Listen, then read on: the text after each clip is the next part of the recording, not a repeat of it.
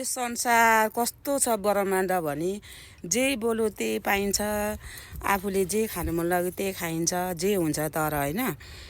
अब कोही नहुनेको भगवान हुन्छ भनेको चाहिँ हुन्छ क्या। त्यही भएर भगवानलाई मनमा राख्नुपर्छ। सच्चा हृदयको मान्छेको मनमा चाहिँ भगवान बस्छ क्या, पाप गरेको मनमा चाहिँ बस्दैन क्या। त्यही भनेर अजिङ्गरको आरा दैवले पुर्याउँछ, कोही नभएको भगवान हुन्छ। हेर्नु त त्यो नानीलाई त्यो अहिले दिल्लीसम्म त्यत्रो करोड पैसा उठाएर उपचार भइरहेछ।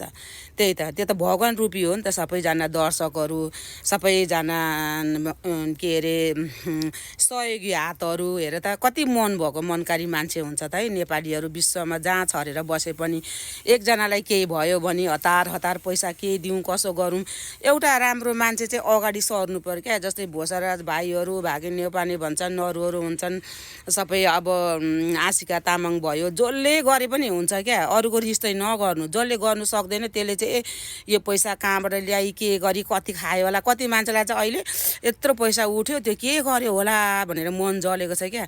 तर सच्चा मान्छेले कहिले पनि खाँदैन, बरु थपेर दिन्छ क्या। त्यो त्यस्तो मन हुन्छ क्या। जस्तै अब मैले काहीँ 25,000 डोनेसन दिन्छु भने कहाँ मलाई मनले आत्माबाट फेरि थपेर दिनु मन लाग्छ होइन।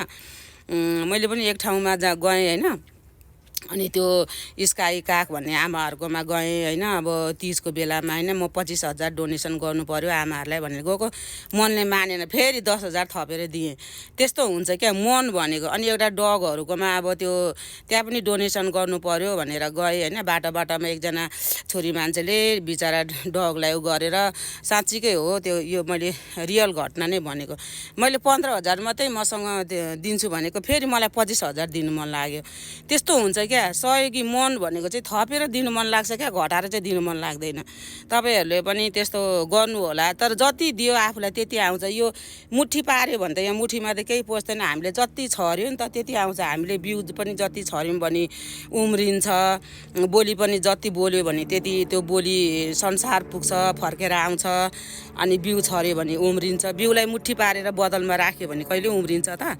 त्यही हो, हामीले पनि अब सबै आफ्नो छोराछोरीहरूलाई बदलभित्र नराखौँ क्या, छरिदिउँ। हामीले चाहिँ बदलभित्र राखेर त्यसलाई तातो हुन्छ कि चिसो हुन्छ कि भन्दै मुठी पारेर राख्यो भने कहिले पनि प्रगति हुँदैन। आफ्नो युवाहरूलाई, छोराछोरीहरूलाई 18 देखि उँभो लागेपछि पुरा देशको सेवा गर, विश्वको सेवा गर, यो प्रकृतिलाई माया गर भन्ने छरिदिनुपर्छ क्या। त्यही हो। ल सबैलाई अब अहिले यस्तो राम्रो मौसम छ, घाम छ है, कस्तो आनन्द छ होइन। अब अहिले अब यो मौसमले एकदमै हामीलाई धेरै माया गरिराख्नु भएको छ होइन।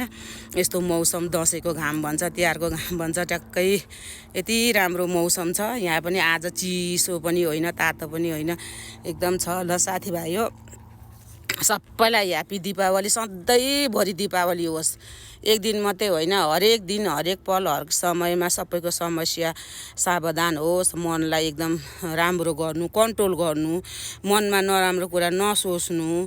त्यही हो। नराम्रो त आउँछ, नेगेटिभ पोजिटिभ हुन्छ, तर पोजिटिभले जित्नु। ल थ्याङ्क यू, बाई बाई।